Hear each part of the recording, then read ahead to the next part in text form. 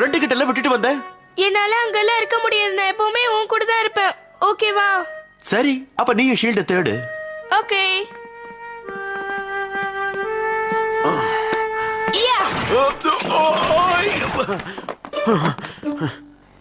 இதானே? இதேதான். நீ சொன்ன புத்திசாலித்தனம் இப்ப எனக்கு வந்துருச்சா ஜாக்கி? Thank you. முதல்ல நீ ஒரு ரூமுக்கு போ.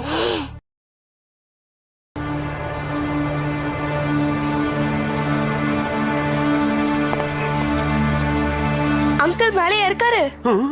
நீ இங்கேயும் வந்துட்டியா? வேற எங்க போவேன்? உன்ன ரூமுக்கு போய் படுன்னு தானே சொன்ன பேச்ச கேட்கவே மாட்டியா?